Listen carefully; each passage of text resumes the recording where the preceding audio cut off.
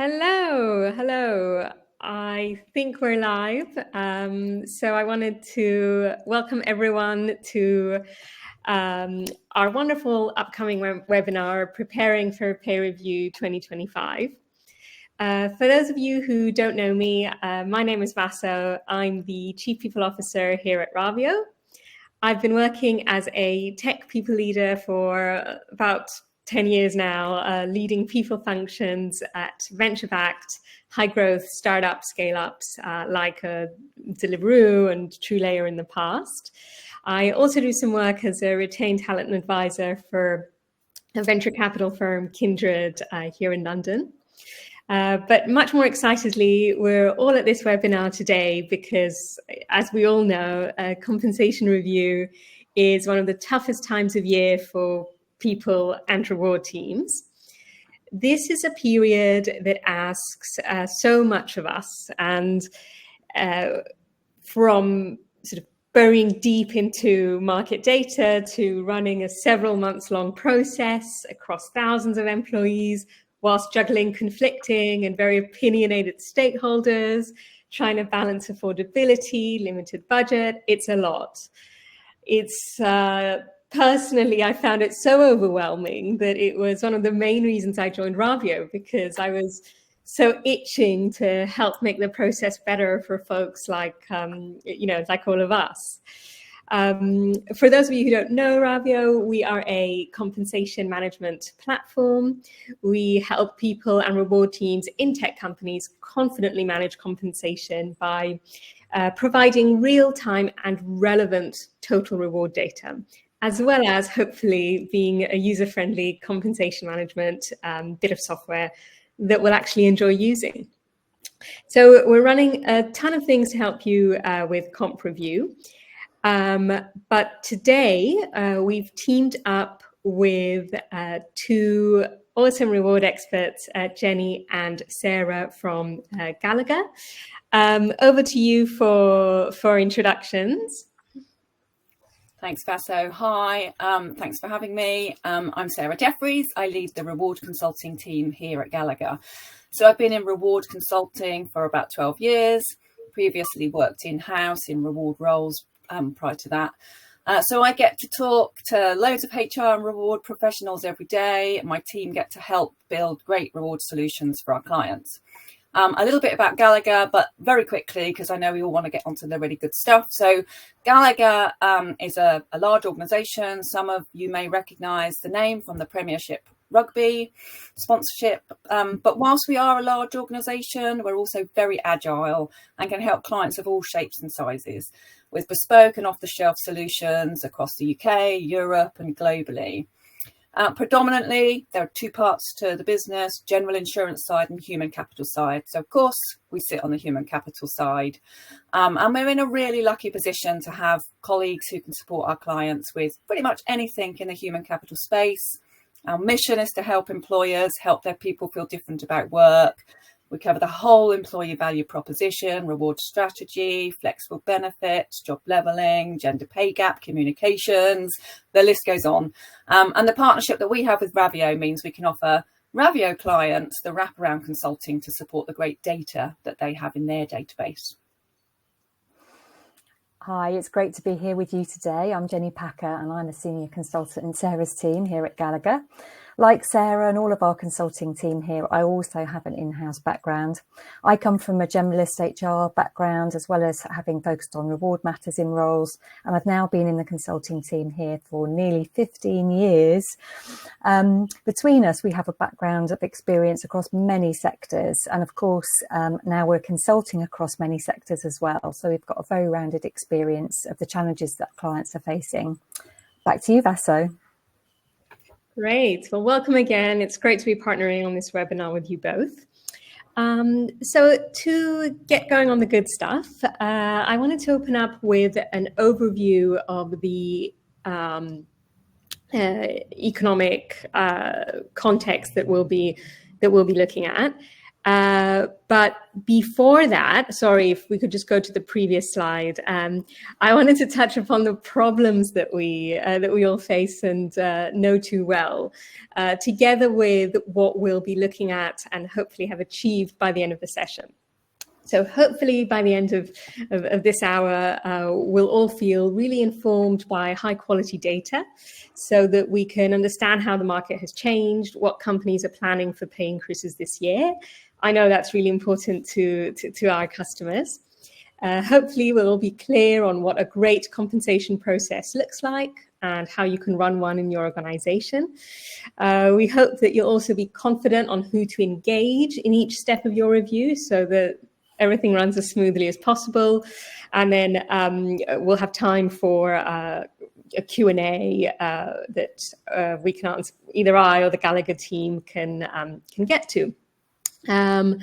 So in order to provide a sort of macro view of what's happening in the European tech, this is a really interesting slide that originates. So just to clarify that the data on this slide originates from the Ravio platform, where we hold real-time data from data points of over 1,000 tech companies. Here we can see that hiring continues to be quite a bit slower than what we're used to in other years. And specifically that hiring rates have dropped 15% year on year. And then on the other side, where we look at comp, we can see that non-promotion pay increases are actually down by 13%. Does this resonate with you, Sarah? And to what extent does your data also support this? Yeah, absolutely. And of course, these reduced hiring rates are indicative of a slowing labour market. So I'm going to share on the next couple of slides some information now on what we're seeing in our markets, what's happening in the regulatory environment, because as you said, to be able to provide some practical advice on how to manage a pay review in the current climate, we really need to look at that macro view too. So on the next slide, we may be approaching pay review in the same way that we've done previously, and planning is really key. Some of you here today might have direct responsibility for running the process. Some of you will be owning the leadership or executive team. And building on the information that Vaso shared from Ravio data, let's go through the all-important statistics and data that will be driving decisions and budgets in your boardrooms. So we'll take a quick look at the economic environment and the regulatory landscape and how these might affect how you set your strategy and use your budgets in a wise way. So the economic environment, we're now beginning to exit a period where pay reviews were heavily influenced by the post-COVID environment and the cost of living crisis. With wage growth now above inflation in the UK, these specific challenges appear to be coming to an end. We're seeing pay awards in the private sector around 4.5%. It's a little higher in the public sector and the not-for-profit sector. And it's a similar picture in the US as well. So recent Office for National Statistics data shows us that annual earnings growth, excluding bonuses, was 5.1% in the 3 months up to July 2024. And after taking inflation into account, real pay growth was around 2.2%. And the Office for Budget Responsibility predicts that living standards will grow by around 1% a year on average and should recover to their pre-pandemic peak by 2025 to 2026, which is actually 2 years earlier than they had previously predicted. That's really, really interesting, and I'm sure a huge relief for many to hear. Question, Sarah, that's just come in. Is this data UK or global? This is UK data that we're looking at here specifically. Yeah. Okay, cool. But overall, fingers crossed for a little bit of positivity as we go into the next couple of years, which will be a huge relief for many. Yeah. So basically, it shows us that cost of living standards are improving in the UK. Wages are growing faster. the goods and services that people want to buy, meaning people have effectively more spending power. And this information is really important when we're looking at our pay review principles and our budget setting.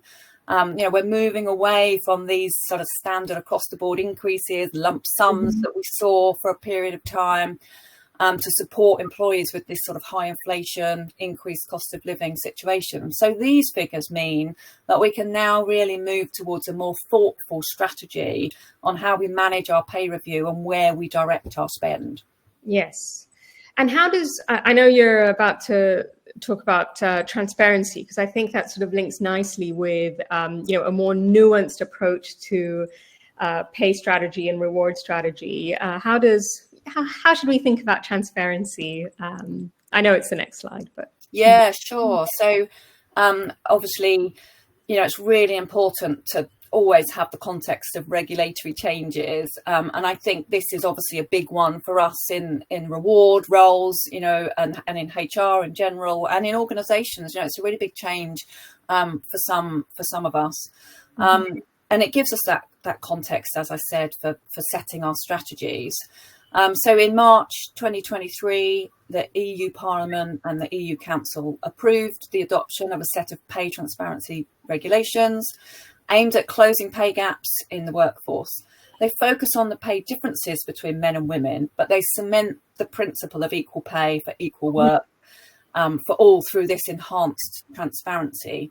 And EU member states have until June 2026 to transpose this directive into their national legislation. And apart from the need to publish information on gender pay gap and conduct further analysis if the gap is too high, there are a number of other requirements which are sort of more interesting for us to look at as well. So applicants have the right to receive information on the pay level and range for any advertised position going forward. Employers are no longer able to ask for previous salary history from applicants. But more importantly, employers must share information on how pay is set and managed. This includes details on promotion and progression criteria.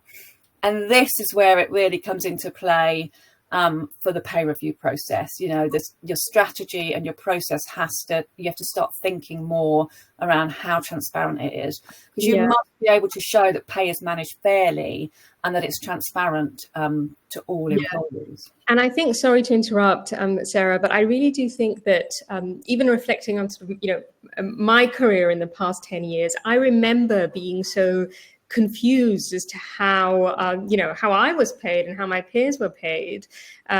Now, the more and more as we speak to candidates, these are the questions that folks are asking talent teams or people teams or whoever the hiring manager is. What does the band look like for my role? What does my future entail if I were to get promoted on this particular ladder within the organization? So I think it's great to see that there's an all-round appetite, so from the candidate side, and then of course top down from legislation, but that's what it needed. And finally it's happening globally.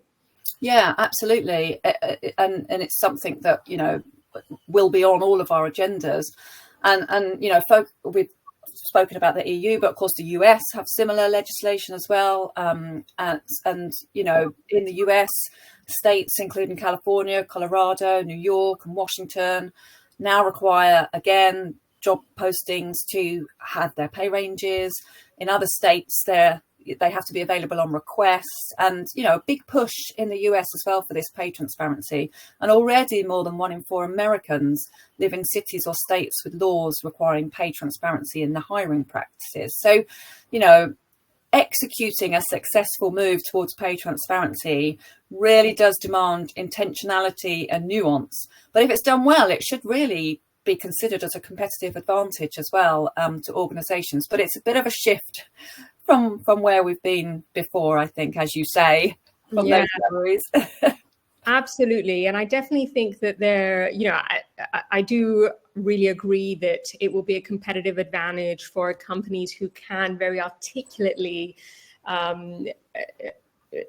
very eloquently articulate what their pay strategy is and what their vision is about how to reward folks, what that total comp package looks like, and hopefully then we'll see the trickle down effect, across organizations. There is a question that's come up that if anyone is aware of any organizations that are doing super work around promotion and progression, transparency that we could learn from. I don't know, Sarah and Jenny, if any come to mind. I have a few at the top that I could mention.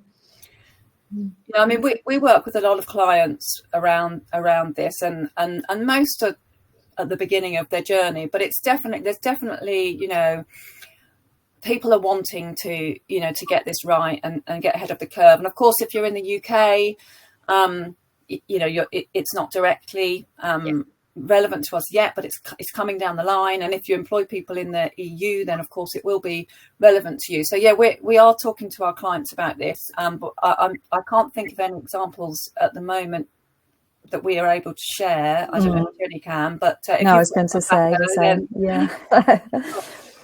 Oh, no problem at all. I mean, the ones that come to mind, or that I hear a lot of feedback around how awesome their reward strategy is, and that it's so clear and compelling, are within the tech world. Monzo keeps coming up a lot, and so does Clio, the personal finance app. That's not to say, shout out to amazing companies. That's not to say that they've solved every single problem in the world, but in terms of sort of speaking eloquently about their reward strategy, it has come up. We're working directly with a lot of our customers. Names like Delivery Hero and Molly come up that have really been investing in preparing something great for their internal customers, their employees. So excited for where that will take us. Okay, cool. And I think just quickly while we're on this slide, just sort of, because we're all here for preparing for pay review, let's just quickly talk about, what does this mean for pay review specifically? So, both the economic and the regulatory factors really do mean that we're seeing this return to data-driven pay, moving away from the across the board. But also in the case of pay transparency, appropriate data-driven policies and structures, we're seeing this move towards, people wanting to get their house in order, gaining everything in place. So, how you use your pay review budget this year should be really intentional, and it should, you should be thinking about, how do we think about closing gaps? How do we reduce the risk to the organisation? Whether you're in the EU, whether you're in those US states, or whether you're in the UK wanting to get ahead of the game. And also, this should really be recognised at the top table in organisations as well. Yes, absolutely. I think, building the foundational work now so that we're in a position of strength when the legislation comes into play is really important. Absolutely. Okay, cool. I think we have some exciting survey findings next. Yeah, coming up. This is a bit of a sneak preview of both ours and Ravio's findings. So, but hopefully some things that will be helpful in assisting your planning for pay review. So Gallagher's 2024 UK Benefits Strategy and Benchmarking Survey, which is due to be published really soon. We asked companies, how are you responding to the current environment? And we found that around 90% of respondents are continuing to experience pressure on pay. So it's a really big challenge for people still, despite some of the easing that we've seen in the economic environment. The main reason that was cited is affordability against the backdrop of the economic climate, unsurprisingly. And this remains the main reason for around 38% of our respondents, which is quite similar to last year. However, I do think that the context behind this has changed slightly from what we saw last year. It was largely driven by the cost of living crisis and high inflation rates, but these are beginning to ease now, as we've seen. But what we're seeing now is just budgets still being really limited, but a higher expectation from employees of salary increases. So managing that is going to become important during pay review. We've also seen that the minimum wage has become more of an issue for respondents. It's now the main reason for pressure for 11% of them. And this was only 2.9% last year. So it's quite a big jump up in terms of those who are struggling. It really does continue to be an issue. And compression is the biggest thing that we're finding with our clients, where you're increasing your pay at the bottom levels, and then your higher levels are beginning to, butt up against them. And obviously, the minimum wage will continue to increase under the new government. So not surprisingly, we're seeing twice as many organisations struggling with this now. The flexible working opportunities also, interestingly, just to quickly cover this one, although whilst it's only 6%, it is twice as many as we had last year that were struggling with it. And I think we're seeing this sort of, a little bit of a push to return to office. I've seen some big organisations, mandating return to office in recent days. And actually, organisations might be reducing their talent pool if they require more days in the office. So it was just an interesting little increase that we've seen creeping up in our data. Yeah.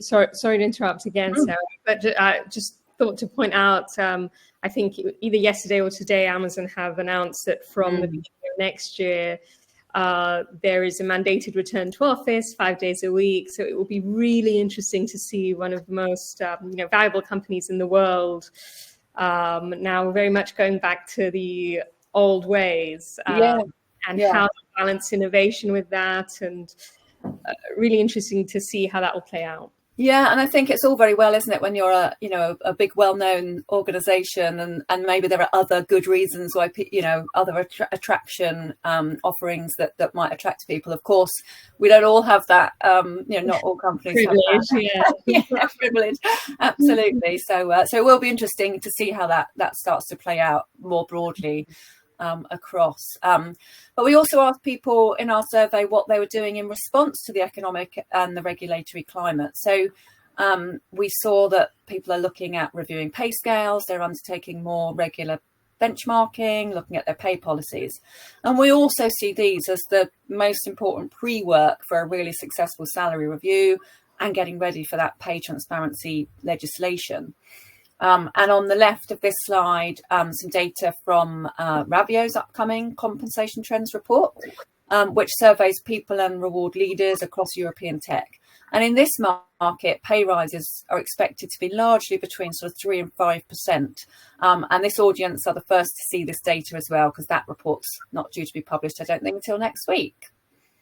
Yeah, lots of hard work on the report. We're really excited about it. Okay, tackling pay review, the really hard stuff. I think, Jenny, over to you. Indeed. Thanks so much. So we're going to talk about now, what does this mean for you and your organisations, thinking about this year's pay review, how to set and manage your budget, and thinking ahead as well to making sure you've got in place your philosophy pinned down. So being really clear on that pay policy piece and what it means for the approaching pay review has always been important, always will be important. But in the context of what Sarah's been talking about there regarding pay transparency, it's becoming even more so. And as you said, if companies are really intentional and also consistent in their approach to pay setting and progression, this is going to ensure a really firm foundation for processes in an organisation and decision making. Is your market position defined? Will you be a median payer? And if you will be, is that going to be appropriate and effective for all the roles in your organisation? Who are going to be your competitor benchmarks? Again, does one size fit all? Or do you need to take a more blended approach due to the complexity of your organisation? How will your roles be defined in terms of work within the organisation? Is that going to be on individual basis or by levels that create a framework? Development of a framework for pay bands will support pay transparency needs into the future, as well as supporting career development and other people processes. So it's a worthwhile investment to get it right. Absolutely. Once these key points are agreed, your pay ranges can be developed then in line with the market data that you'll access, which allows you to deliver the all-important fairness, equity, consistency and transparency. And also will create great guide rails for decision making and spending within an organisation. Yeah, so I think, Jenny, you make it sound really easy, but as we know, it's so much, operational work for one. It's also work that is, heavily nuanced and very strategic. So, operational, nuanced, and strategic. And, I think it's such a big and complex problem that dealing. That's why I think reward is so fascinating, basically, and one of the main reasons that I decided to join Ravio on the journey. But I think we've got a deep dive into the process. Yeah, let's look at the steps in the cycle now. And sort of to your point there about it being strategic, Michael Armstrong states that an organisation's salary review is the most visible aspect of the management of employee reward systems. So it's really critical that it's executed well and supports your reward strategy and the compensation philosophy, as we just discussed. But it also needs to consider that piece around effective cost and governance and risk management for organisations, because ultimately, if the pay review isn't managed well from an operational perspective and a strategic perspective in the longer term, pay reviews can undermine your reward strategy, the reward policies that you have in place, and ultimately, because it can sort of engender employee dissatisfaction, then you're weakening the employee retention. So planning well is going to be really key. So first up then, we're going to talk about gathering data. And given that base salary represents the most significant employee costs for your organisation, you need to really carefully determine your salary increase budget, given that significant impact on costs and overall fixed costs as well. So it's important to obtain and have a think about analyse data from a variety of internal sources, so what's going on inside your organisation, and the external sources, what's going on outside. So that sort of speaks to the economic context that Sarah's talked about as that first step, so that you can really develop your credible business case for your budget. And we frequently support our clients in the work we do in this aspect, thinking about pay benchmarking as well as bringing together the trends and review planning reports. So thinking about the internal factors, organisational performance will be really key in determining affordability, a key question. So particularly in smaller organisations where this can be more challenging, you need to engage early on with finance and really get a handle on what the affordability perspective is. And if you're unionised, early engagement there as well will make things smoother throughout the process. So get ahead, find out what they're thinking and start to work with them on expectations with that affordability piece in mind. Mm-hmm. So, of how well you're holding on to people. Sorry, Vaso, did you have a question? No, sorry, go ahead. Okay. Yes, I was just going to move on to sort of thinking about how well you're holding on to people, how sticky you are in terms of turnover and retention, to sort of thinking about where the pain points are in your organisation, and is that because of pay or are there other factors? And understanding, therefore, the position of roles against the market in that context by using benchmarking tools, that will be your friend to sort of help you round out that view. Mm-hmm. Then on to sort of thinking about some of the things Sarah's mentioned in terms of the external landscape, you will want to think about the compliance piece, what are the statutory minima in where you're operating, but also making sure that you're aware of that wider market and maintaining a competitive edge by thinking about inflation, earnings growth, and any pay settlement data that you can have a think about. Mm-hmm. Super. I mean, there's a lot here and it's all really interesting. Jenny, just being mindful of, some of the folks who have joined the webinar who come from smaller companies. Of the factors that you've talked us through, which would you recommend that, smaller companies with tiny people teams sort of zone in on, and which other ones are aspirational for a little bit further down the journey? Yeah, so to sort of help pull that together, to highlight that, we have highlighted literally in bold here the things that we feel that are really key for small organisations to focus on. So that piece around getting an understanding of where your pay sits against the market, the pay benchmarking piece is really important, and that liaison of understanding, what the affordability is going to be, what the envelope's going to be, and really getting that sense of how is pay showing up as a reason in your exit interviews? Is it a really important piece there? And then on the external side, we've got to be compliant, however big we are. So there's that piece, but then really just getting an overall understanding of what's going on in the wider market, we would say. Mm-hmm. Okay, super. I think the next section is on what I'm definitely the weakest at, which is review planning. Yes, okay. So here what we're thinking about is, each step when you're doing your planning, you need to really challenge yourself. What do the stakeholders and the employees need to know, and when? And so this will make sure you've thought about a strategic communications approach to the process. And when you're planning the reviews, you can't underestimate the power of training for managers to make sure that they're engaged and feel that they have the skills to own decisions and to really critically ensure that there's consistency that you need to support fairness and equity. So pay reviews are that key opportunity to make sure that you keep trust through a fair, equitable and consistent and transparent approach. So, sort of keeping close to things, having a good plan and communicating is important. So what do we mean when we think about communicating to employees? So we are thinking about them understanding what the process is going to be and the timings, really crucially for the transparency piece and, whether the pay transparency regulations had come in or not. I think for employee engagement, the criteria for determining increases each year, for them to be able to understand that is really important.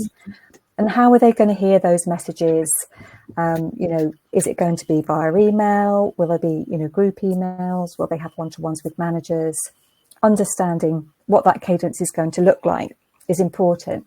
But if there are going to be affordability challenges, which Sarah has shown is still a major consideration for many employers, try to be as honest about that up front and manage expectations. If you are unionised, making sure that, there's understanding of what any progress around those negotiations are really important. And then wrapping it all together, you might want to consider total reward statements, because that gives an opportunity not only to talk about what's happened in pay review, but the broader offering, the total reward package.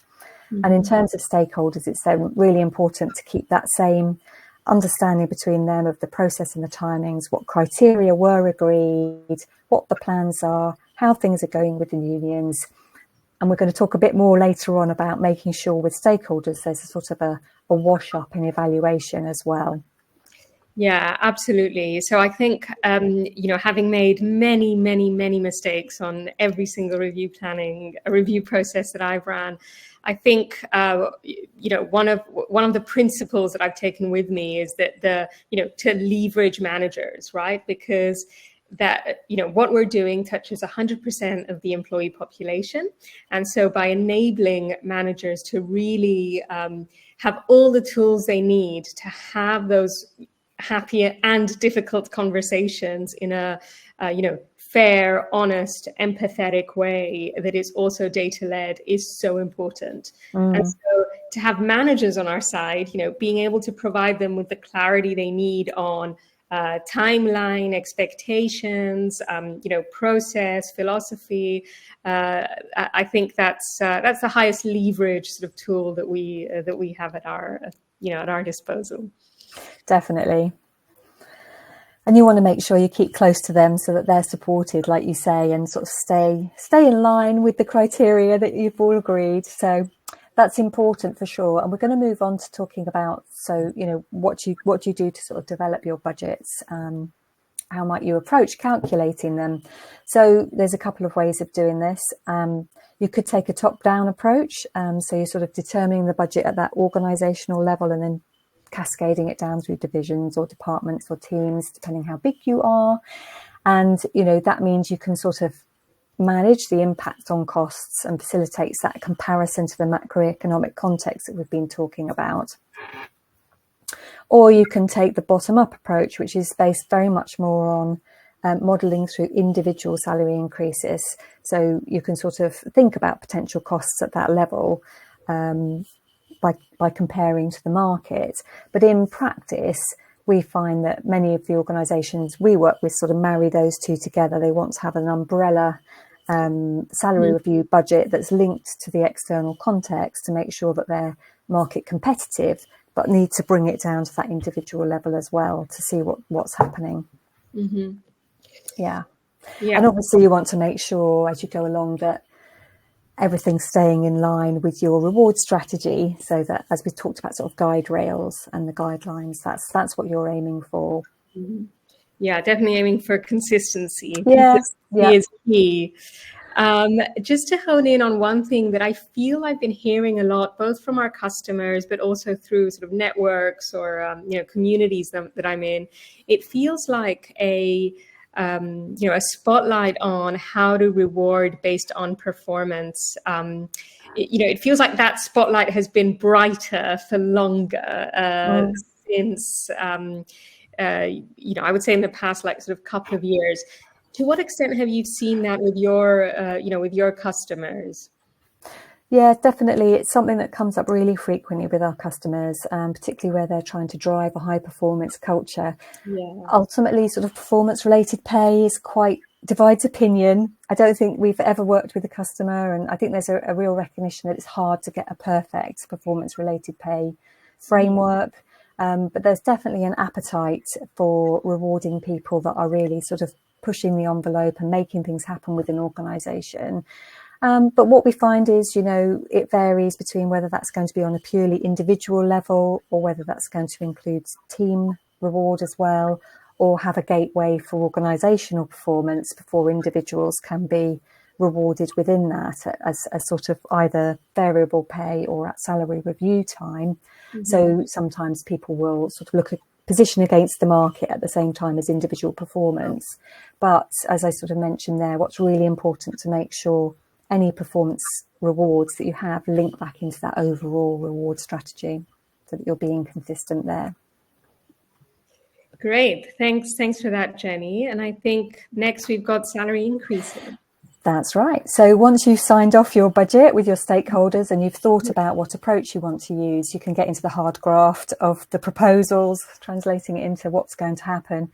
So if you are using performance ratings, as you've just mentioned there, this is where you're going to make sure that employees have all got a rating and that these have been appropriately calibrated, which is obviously really important on that fairness and transparency piece.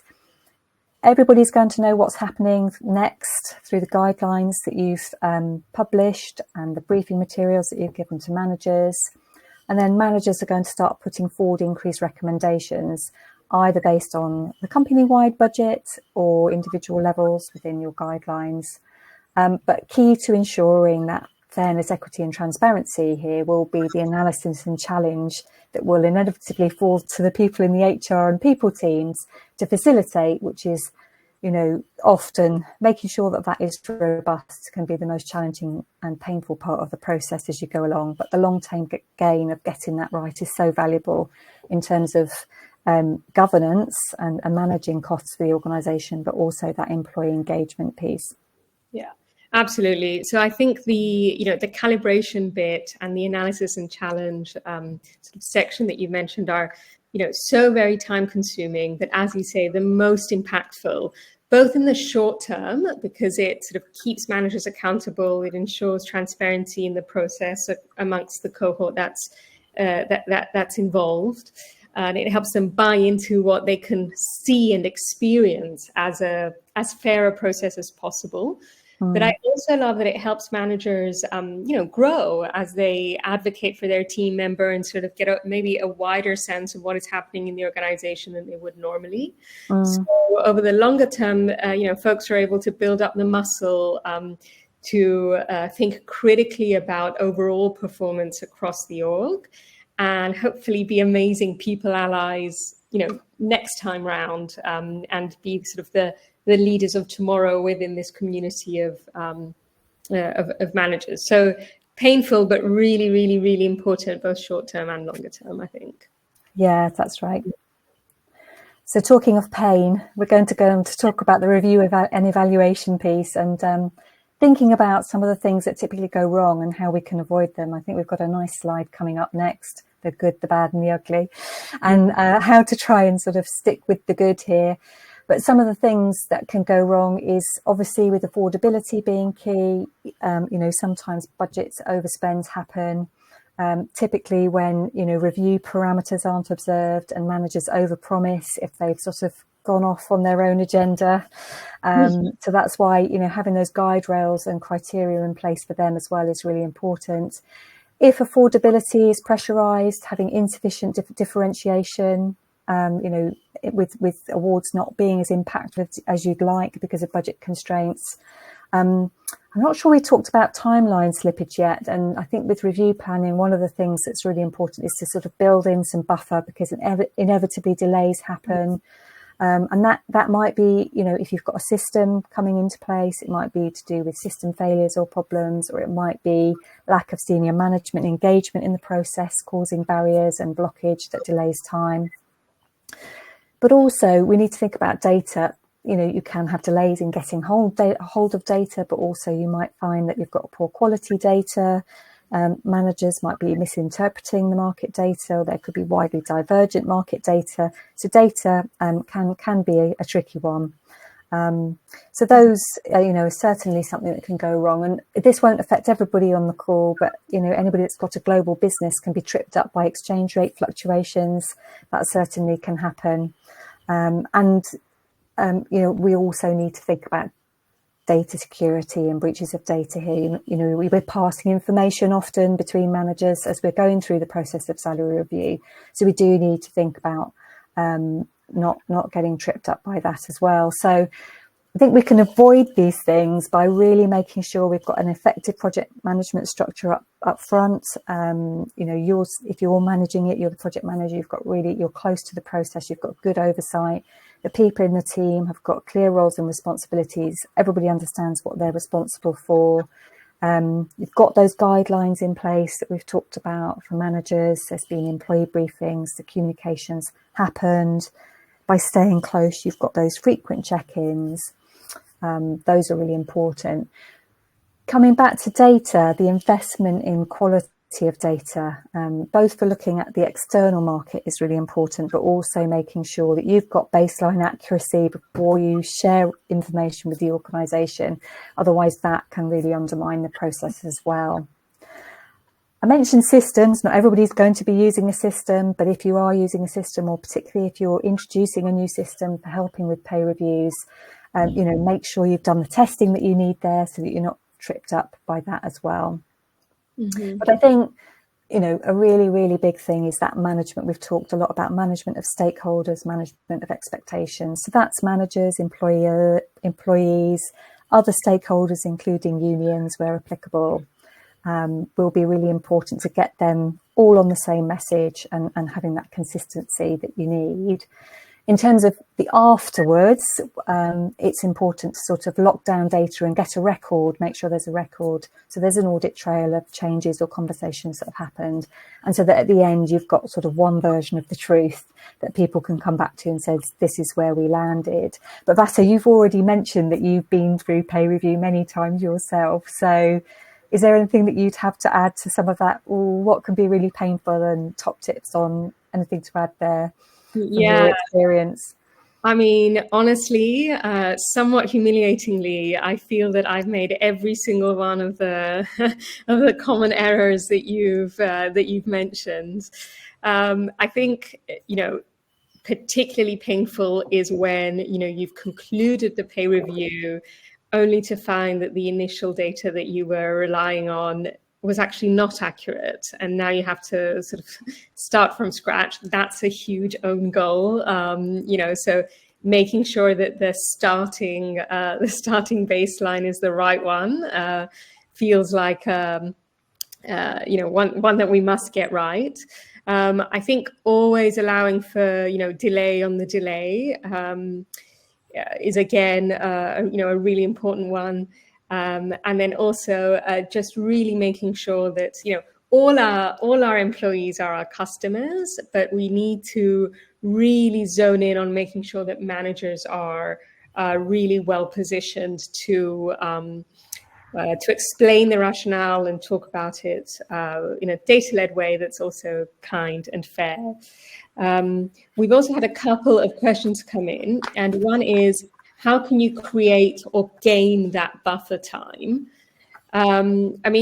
I'm happy to sort of answer it really quickly. I think, you have to be realistic about how long it's going to take. So however long you think it's going to take, add another month on the side. Honestly, like, just be generous. Don't set yourself up for failure, and just bake in time. If you have a very senior stakeholder who thinks you can run a pay review in 2 weeks or a month, you can't. Just say no. Like, it is not worth the own goal that you will have to through. I don't know if you have anything to add. No, I mean, I would sort of say, which I think applies to many things that we work on in all of our lives, which is start with the end in mind.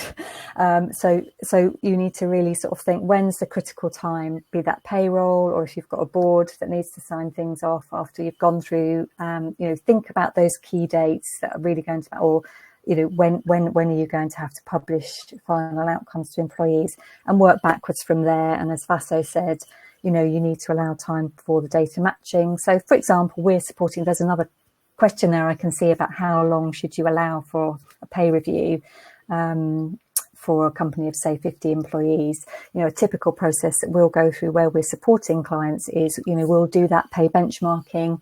We often do it on a rolling basis with clients on a yearly basis. So for example, we're starting now in the next month to match roles, think about any new roles that have come into the organisation, any job descriptions that have changed. We'll do that data matching. We'll present back the findings on a line by line basis and think about, costings and impact, to the sort of point about keeping individuals in line with the market, but also thinking about the macro economic context externally, and therefore where you might need to move salaries by across the board. So, even for a small organisation, like you say, you probably want to allow at least 8 to 10 weeks, building in some buffer for that time, if you're going to go through that whole process of making sure you've engaged with stakeholders, seen where you are against the market, and had enough milestone time. Yeah, agreed. I don't know whether Sarah would say anything differently to that, but I think definitely working back from your key dates is really important. Yeah, definitely. Just know when you've got to have stuff done by, and make sure you've built that in. And as you say, extra time, it's think of the time and double it almost. Yeah. Yes, absolutely. And I think one of the questions that also came in was, how long should you allow for, let's say a company of 50 people, but I think, Jenny, you touched on it, 8 to 10 weeks. I think allow at least 3 months, and there'll be something that comes up that means you fill the time for sure. Okay, I mean, I think, are we going to move on to the wider Q&A now, or we're going to talk about our special offers next? So back to you guys for that. Yeah, happy to kick that off. But particularly excited to share that Ravio is offering, I think, 15% of the first year for all of Gallagher clients. So if, like me, you're really excited to run a smooth and fair comp review process, now's a really, really good time to onboard with Ravio. We've worked with a very small and select group of customers who are running their pay reviews with Ravio. And we've designed it in such a way to help even the most experienced compensation experts navigate the very many complexities of pay reviews. Next quarter, we'll be expanding that access more widely. But all of that to say that this is a rare chance to really shape the future of compensation. And our mission is to eliminate the chaos and the hassle of a pay review by enabling tech companies to way more easily attract and retain the talent that they need to keep growing. You'd be amongst great company. This summer alone, we've welcomed industry leaders like Wise, Adyen, Skyscanner, Pipedrive, Molly, who I mentioned, and they've joined some of our earliest customers like Octopus Energy, Paddle, WeTransfer, Delivery Hero, to name a few. They all trust us for relevant and reliable real-time benchmarking. So yeah, you'll be amongst great customers. Sarah and Jenny, I think you also have an offer to share. Yeah, absolutely. So special offer for Ravio clients as well. At Gallagher, I mentioned earlier, we want to help our clients help their people feel different about work. So, if you're struggling with your people or reward strategies or experiencing high turnover, we can help. So we're offering a free session where we'll undertake a super quick diagnostic evaluation of your reward systems, with the idea of helping to make an actionable plan for dealing with any areas of concern or to make improvements to your policies and practices. So, and then if you want us to support you with anything further, we're offering a 10% discount on our reward consulting services. So do get in touch if there's anything we can help you with. Amazing. That sounds very interesting indeed. We will be sending an email to all attendees afterwards so they can redeem the offers. So look out for that if you're interested. Super. I think we had a few questions come up now. Sarah, there's a couple here that I think were addressed to you mostly, although feel free to chime in, Jenny. So the one question was, surprised to see 38% cite affordability or cost of living as the main reason for worries around pay reviews, since inflation in most parts is tapering down and salary increases are meant to account for cost of labor, not cost of living. And related, do you see inflation as a reason to give a salary raise? And if so, would you say it should be the same percentage for all employees? And how do you plan for this? Is it by adjusting everyone's salary based on inflation and giving performance-based raises and promotions? So what is it? It's a lot. Yeah.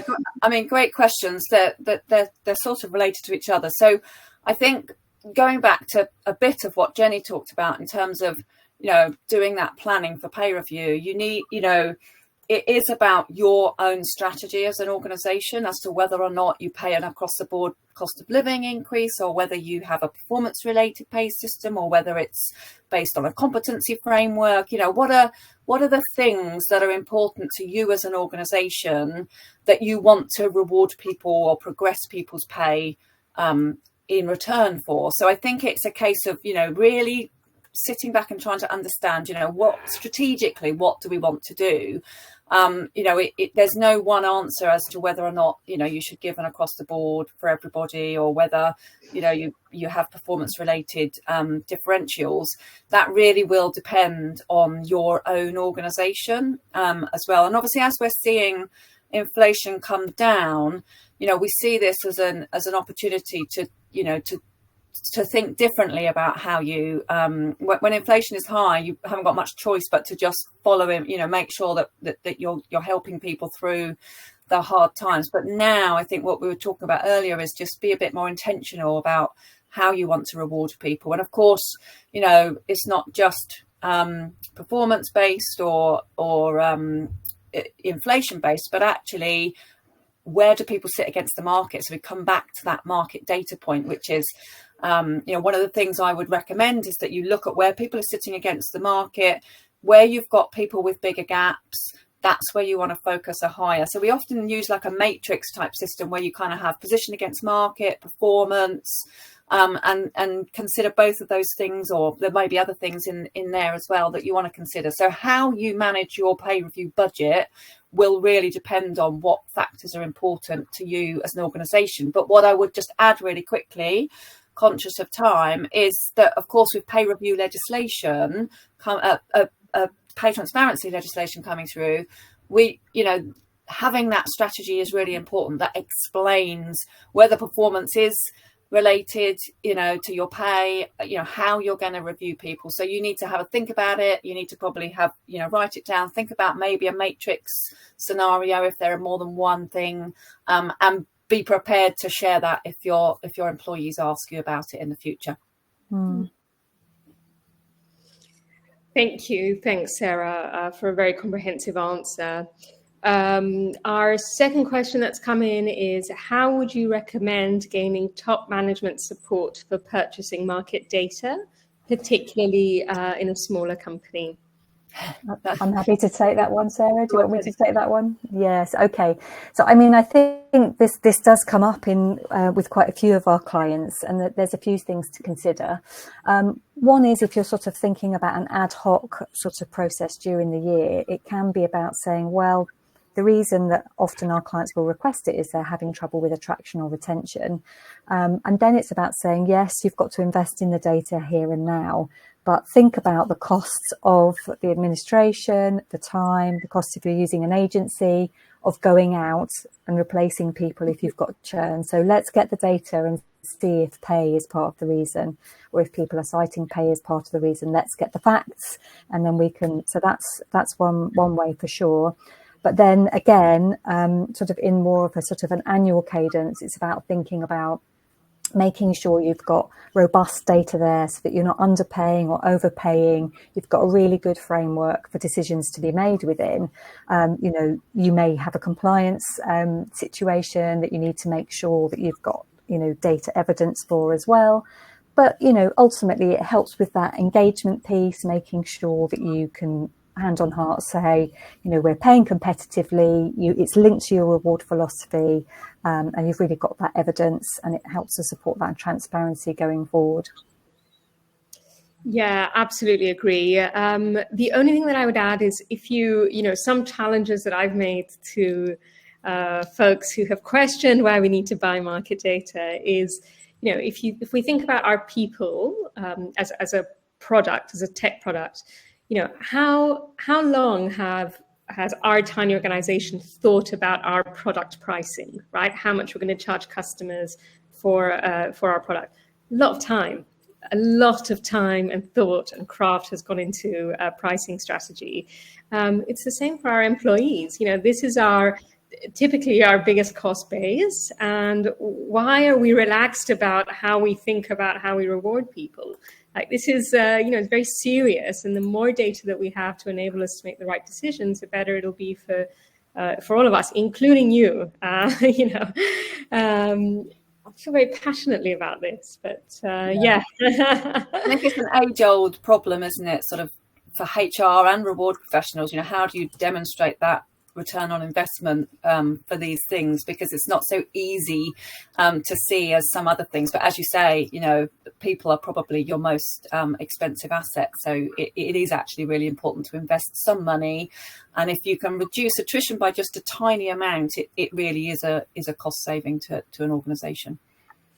Super. And I think our third question, and the final one that we have time for, at which stage of an organization's development do you typically recommend introducing salary bands? Do you want me to take that one, Sarah? Go ahead, Jenny. Yep. Yes. Okay.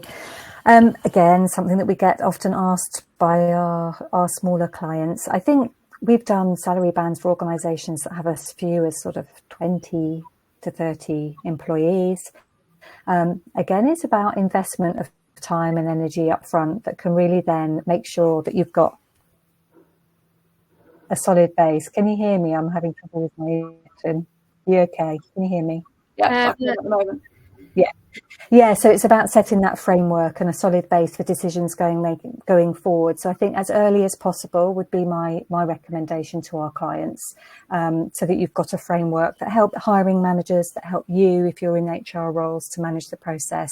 And really, because what we find often in smaller companies, they grow organically, they don't necessarily have processes in place, and then actually they have to spend some time unpicking and go backwards. So yeah, as early as possible would be my recommendation. I don't know if you'd add anything to that, Sarah. Well, yeah, I mean, I think, you have to have enough roles to be able to create, effective market-based roles. So you can't do it, out of thin air. You've got to kind of know the market rates that you're paying, and you've got to have, some That's way true, of yeah. leveling those roles as well. So it's a little bit, sometimes we get clients that have got, are dispersed around Europe or around the world, and they've got lots of pockets of really small, and in those situations we would say you could probably get away with having sort of individual role-based salary ranges rather than, spending the time. So it's once you tip over, I think having, enough there, and then wanting to have that sort of more, everyone has a different philosophy. If you like the process and the structure, then get them in as soon as you can, as soon as you've got enough bulk of roles to be able to do it effectively. Completely agree. And, happy to share that Ravio can help everyone set this up in less than 5 minutes, which was music to my ears when we launched that product. But yeah, I think as early as possible will help you in the future. Okay, super. I think that's all we have time for today. Just to reiterate first, thank you so much, Jenny and Sarah. It's been lovely hosting this webinar with you. And thanks for all the insight. We will be sending an email to all the attendees with an offer with the ability to redeem the offers that we spoke about earlier in the session. And we'll also be sharing the recording and the slides for whoever had to dip out. But yeah, I think that's all we had time for today. Thanks again. Thanks to the audience for the great questions, and wishing everyone a great rest of the day. Thanks, Vaso. Cheers. Bye. Bye.